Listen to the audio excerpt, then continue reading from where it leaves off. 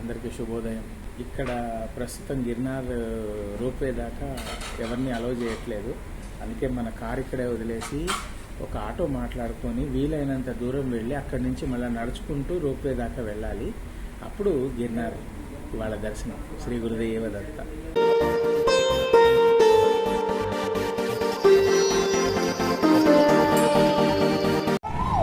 గిర్నార్ పర్వతం రోప్వేకి వెళ్ళాలి, కానీ పోలీస్ వాళ్ళు వెనకే ఆపేశారు ఆటోని.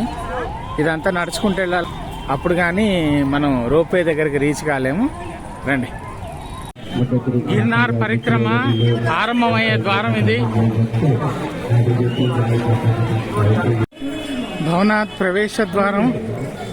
ఇక్కడి నుంచి గిర్నార్ దత్తాత్రేయ స్వామి వారి మందిరం కనబడుతోంది పైన. ఆటో దిగిన కాడి నుంచి 4 కిలోమీటర్లు నడుచుకుంటూ వచ్చాం. మేము అడ్వాన్స్ బుకింగ్ చేసుకున్నాం రోప్వేకి, లేకపోతే 2 గంటలు క్యూలో నిలబడాల్సి వచ్చేది. మాతో పాటు వచ్చిన రాము దత్త ఇంకా సందీప్ దత్త వారికి మొక్కు ఉంది కాబట్టి మొత్తం అన్ని మెట్లు నడుచుకుంటూ ఎక్కుతామని చెప్పి వెళ్ళారు. రోప్వేలో వెళ్తే అంబాజీ మాతా మందిర్ దాకా వెళ్ళిపోతాం. 3000 మెట్లు ఎక్కవలసిన పని లేదు, కాకపోతే ఆనంది గుహలు మిస్ అయిపోతాం.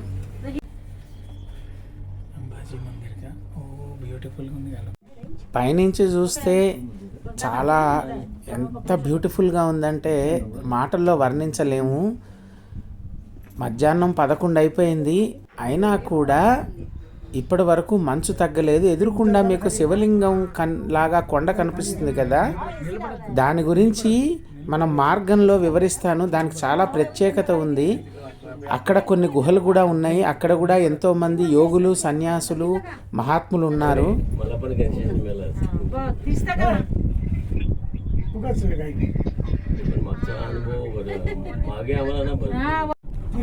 కింద కనిపిస్తున్నది అంబాజీ మాతా మందిర్ దాకా ఉన్న 3000 మెట్ల మార్గం. అది దారిలో ఇంకా ఎన్నో మందిరాలు, గుహలు కూడా ఉంటాయి. ఆనంది గుహలు ప్రత్యేకం. ఎంతోమంది మహా తపస్సంపన్నులను ఇక్కడ కలిసే అవకాశం ఉంటుంది.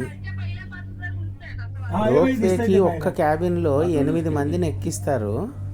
మేము 3 ఉన్నాము, మిగతా 5 ఒకే ఫ్యామిలీ వాళ్ళు. ఎక్కినప్పటి నుంచి చిన్న పిల్లల కంటే దారుణంగా అల్లరి చేసేస్తున్నారు. చూడండి వాళ్ళ అల్లరి. అంబామాతా టెంపుల్. అంబామాతా టెంపుల్కి వచ్చాము ఇప్పుడు, జునాగఢ్.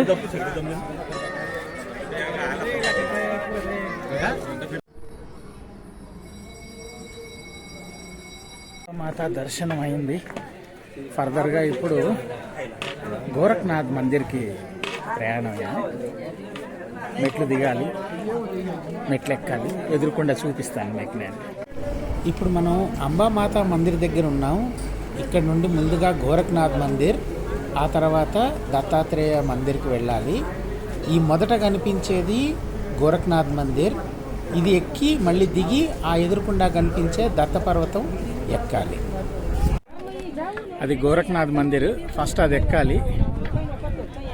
అక్కడికి ఎక్కిన తర్వాత ఆ పక్కన కనబడుతుంది, ఆ దిగి మళ్ళీ ఆ కొండ ఎక్కాలి. అప్పుడు దత్తాత్రేయ మందిరం వస్తుంది. అంబాజీ మాతా మందిర్ నుండి డోలీలు దొరుకుతాయి. దాదాపుగా 5000 నుండి 10,000 వరకు సీజన్ని బట్టి డిమాండ్ చేస్తారు.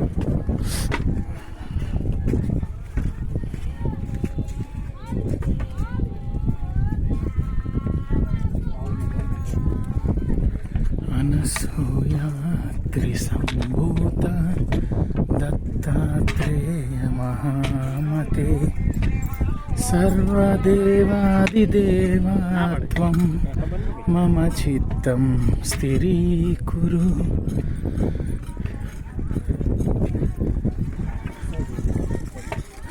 మమ చిత్తం స్థిరీకురు.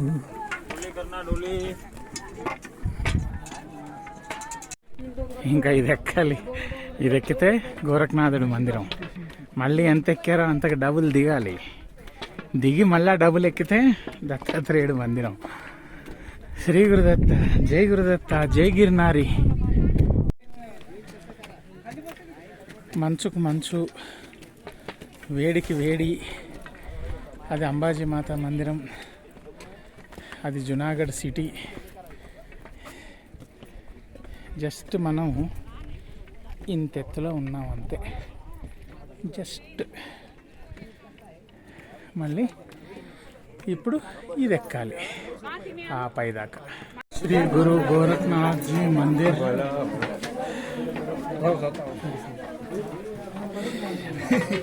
శ్రీ గురుదేవ్.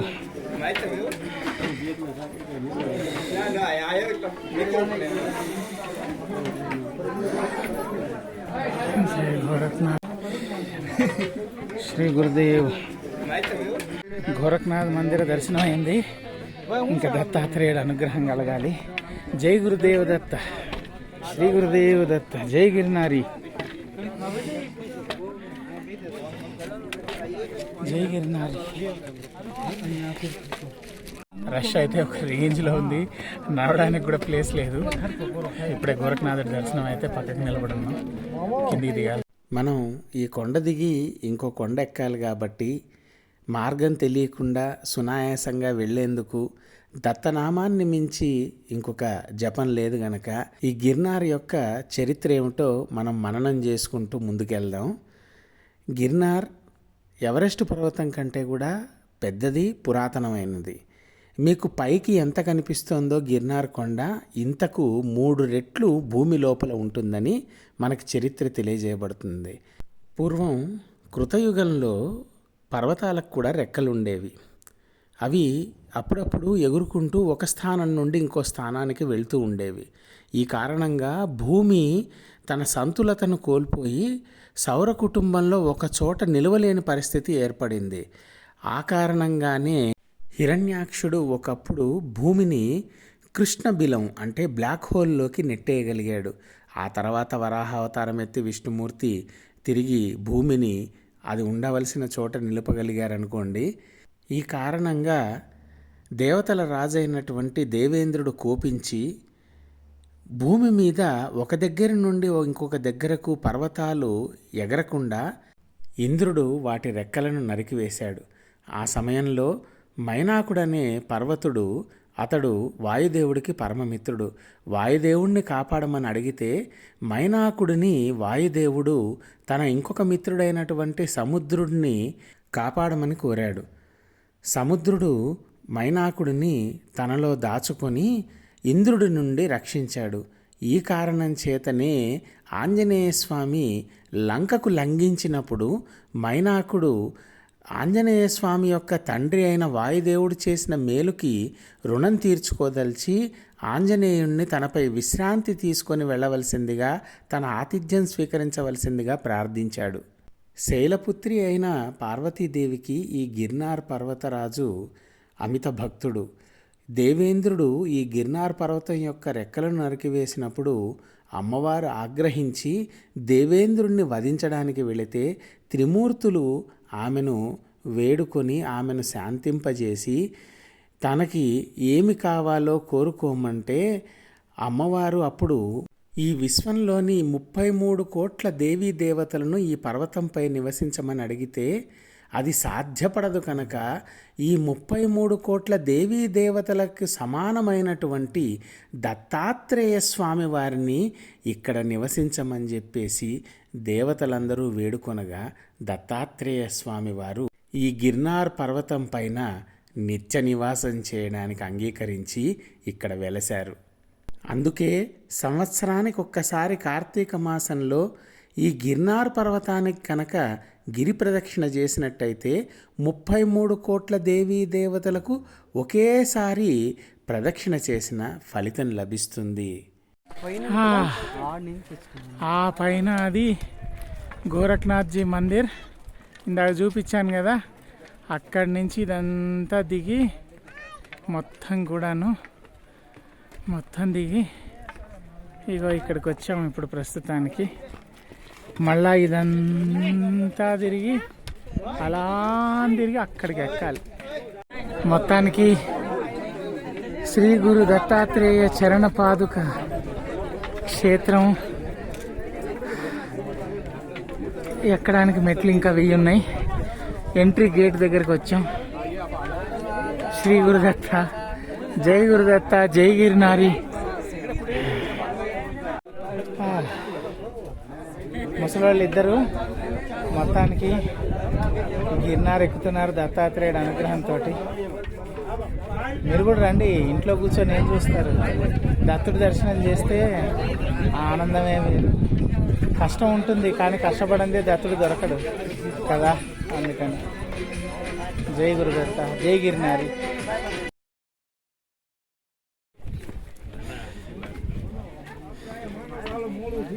నాగ సాధువులు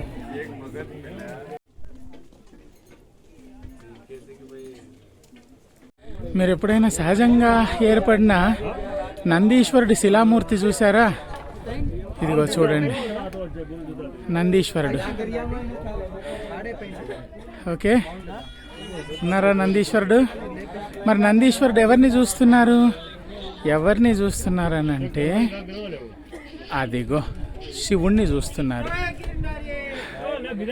ఇటువంటి విచిత్రం కేవలం ఈ అద్భుతం గిరినారిలోనే దర్శనం అవుతుంది. జై గిరినారి.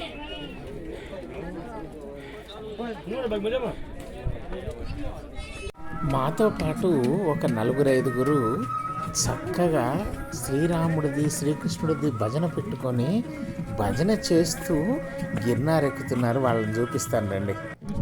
కృష్ణ కృష్ణ కృష్ణ కృష్ణ కృష్ణ కృష్ణ కృష్ణ కృష్ణ కృష్ణ. ఇదేదో న్యాచురల్ ఏసీ లాగుంది. ఈ రాతిలో ఎవరు తయారు చేశారో ఈ కిటికీ కానీ, అమ్మ ఈ 1 గంట సమయంలో ఈ 10,000 మెట్ల ఎత్తులో, అబ్బా ఇంత ఎత్తులో ఉన్నామండి. ఇప్పుడు నా వెనక చూడండి ఏముందో. వెనక ఒక న్యాచురల్ కిటికీ, న్యాచురల్ ఏసీ, ఫుల్ గాలి. శ్రీ గురుదేవ దత్త, జై గురుదత్త, జై గిరినారి. ఇంకొక 200 మెట్లు ఉన్నాయి. ఎక్కితే ఆ పైన దత్తుడు కనపడతాడు. దత్త పాదుకలు చూద్దాం. ఒక 2 నిమిషాలు రెస్ట్ తీసుకొని ఇక్కడ. అది ఇందాక నేను చూపించాను కదా గోరఖ్నాథ్ మందిర్, అక్కడి నుంచి చుట్టూ తిరిగి ఈ కొండ మీదకి అక్కడికి వెళ్ళాలి. ఇంకా అంత పైకి వచ్చాం.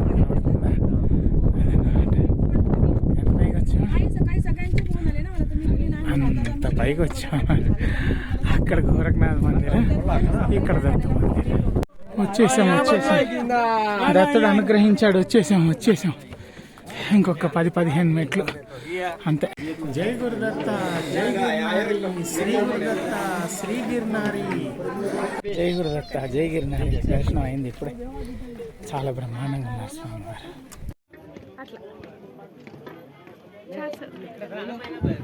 దత్తుడి దగ్గర కూర్చొని కూర్చోవాలనుకుంటే జనవరి. దేవ్, జై గిరినారి, జై గురుదత్త. జై గురుదత్త, జై గిరినారి. దర్శనం మటుకు స్వామివారు చాలా దివ్యంగా వసగారు. ఆనందానికి అవధులు లేవంటే అలా ఉంది. ఇంతటి కొండలు ఎక్కొచ్చామంటే మాకే నమ్మకం లేదు. ఒక్క విషయం మటుకు నిజం చెప్తాను నేను ఇప్పుడు. ఏమిటి అని అంటే, ఇంత కొండలు చూస్తున్నారు కదా, ఈ ఒక్క కొండ ఎక్కడానికి మటుకు స్వామివారు డిఫరెంట్గా శక్తి ఇచ్చారు. ఇక్కడ రాగానే ఒక రకమైన శక్తి శరీరంలోకి ప్రవేశించిన ఫీలింగ్ కలిగింది. అద్భుతమైన అనుభవం అది. అది స్వయంగా అనుభవించి తెలుసుకుంటే కానీ అర్థం కాదు. జై గురుదత్త, జై గిరినారి. జై గురుదత్త, జై గిరినారి. జై గురుదత్త, జై గిరినారి. నమః.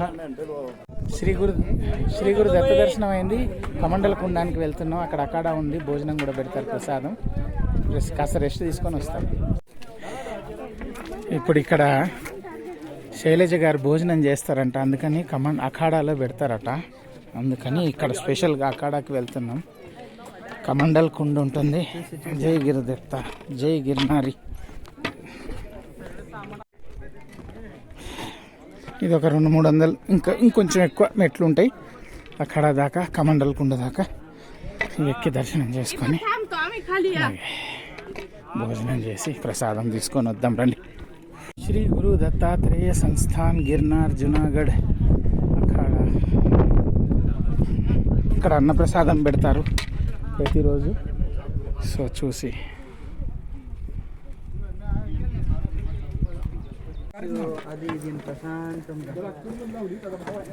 దత్తుడు ఇక్కడ ఉన్నాడన్న నిదర్శనం ఏంటో తెలుసా? మన ఇంట్లో కేసరి చేసుకుంటే రవ్వ కేసరి, అందులో డ్రై ఫ్రూట్స్, తొక్క, తోలు అన్నీ వేస్తే కూడా ఒక రకమైన టేస్ట్ రాదు. ఇవాళ ఇక్కడ ప్లెయిన్గా కేసరి పెడితే ఎంత మధురంగా ఉందో. దత్తుడు అనుగ్రహం అంటే అలా ఉంటుందన్నమాట. కనిపిస్తున్నారా నా వెనక నందీశ్వరుడు, అలాగే ఆ కొండ మీద పరమశివుడు.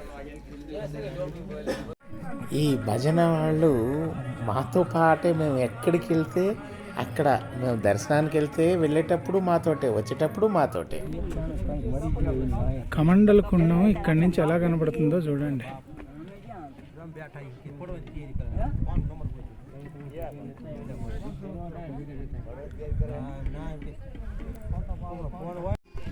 తండ్రి శ్రీ గురుదత్త, ఎంతటి చక్కటి దర్శనం అనుగ్రహించావు తండ్రి.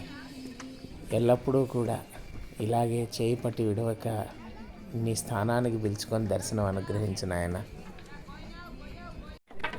ఈ వ్యూ చూడండి, పిచ్చి లేచిపోతుంది అసలు. ఏమన్నా వ్యూ ఇది? అక్కడెక్కడో జునాగఢ్ సిటీ.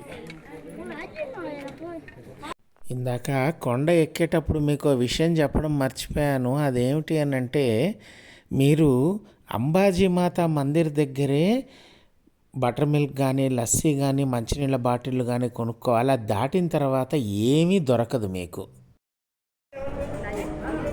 దత్తాత్రేయుడి అనుగ్రహంతో గోరఖ్నాథ్ మందిరం దర్శనం అయింది. ఆ శిఖరం, రెండో శిఖరం దత్త మందిరం కూడా దర్శనం అయింది. జై గిరినారి, జై గురుదత్త. కష్టపడి మెట్లన్నీ ఎక్కి స్వామివారి దర్శనం చేసుకొని మళ్ళీ దిగిన మెట్లు ఎక్కిన మెట్లు దిగి ఇప్పుడే ఇక్కడికి వచ్చి కూర్చున్నాం. కాళ్ళు ఒక రేంజ్లో ఉన్నాయి, అడగద్దు. అందుకే ఐస్ క్రీమ్, అన్నం లేదు. ఈ సంవత్సరానికి గిర్నార్ యాత్ర ఈ విధంగా సాగిందండి. మీరు కూడా అవకాశం చూసుకొని గిర్నార్ దర్శనానికి రండి. మళ్ళీ కాలో డుంగర్ వీడియోలో కలుసుకుందాం, దత్త దర్శనం చేసుకుందాం. అంతవరకు దత్తనామం స్మరిస్తూ ఉండండి, దత్తాత్రేయుడు అనుగ్రహం పొందుతూ ఉండండి. జై గురుదత్త, జై గిరినారి.